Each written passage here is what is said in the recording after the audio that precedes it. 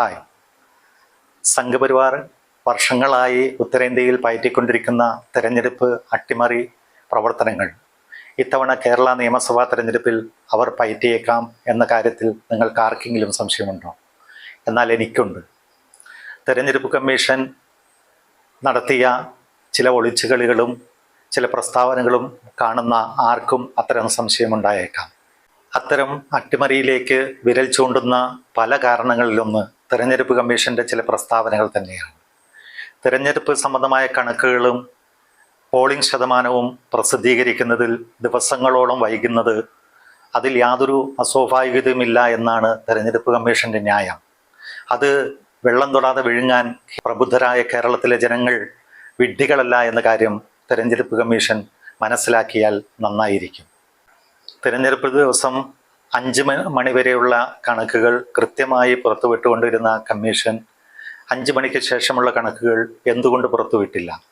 തെരഞ്ഞെടുപ്പ് സംബന്ധമായ മുഴുവൻ കാര്യങ്ങളും പോളിംഗ് ശതമാനവും അന്ന് തന്നെ പ്രസിദ്ധീകരിക്കാൻ കഴിയുമെന്നിരിക്കെ ദിവസങ്ങളെടുത്ത് അതിനുശേഷം ഒരു കണക്കുമായി വന്ന് പ്രസിദ്ധീകരിക്കുകയും ഇനിയും ഈ കണക്കുകളിൽ മാറ്റങ്ങൾ വരാം എന്ന് പറയുക വഴി തെരഞ്ഞെടുപ്പ് കമ്മീഷൻ സംശയത്തിൻ്റെ നിഴലിലേക്കാണ് പോകുന്നത്.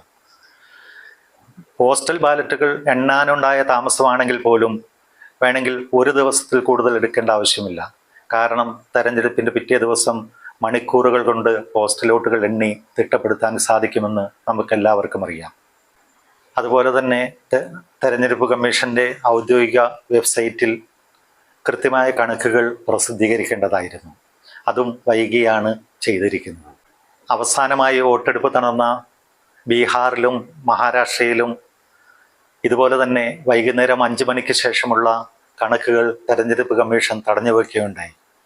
അന്ന് അവിടുത്തെ സംഘപരിവാറല്ലാത്ത മുഴുവൻ രാഷ്ട്രീയ പാർട്ടികളും അതിനെ ചോദ്യം ചെയ്യുകയും പ്രതിഷേധിക്കുകയും അതുപോലെ തന്നെ സംശയങ്ങൾ രേഖപ്പെടുത്തുകയുമുണ്ടായി.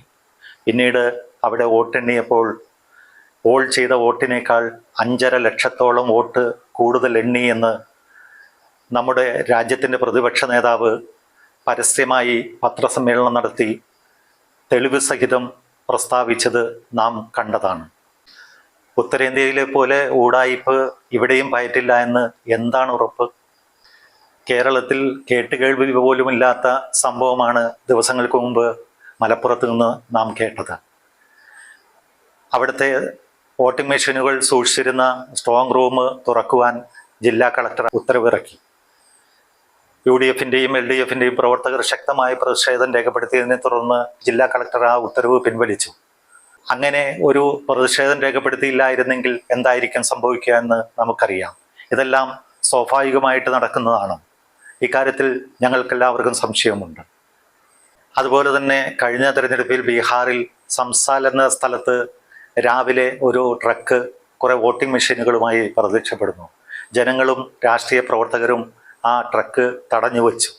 തുടർന്ന് അവിടെ വോട്ടിംഗ് മെഷീനുകൾ സൂക്ഷിച്ചിരുന്ന സ്ട്രോങ് റൂമിന് കാവൽ നിന്നിരുന്ന RJD പ്രവർത്തകർ ഈ സംഭവ സ്ഥലത്തേക്ക് വരികയുണ്ടായി.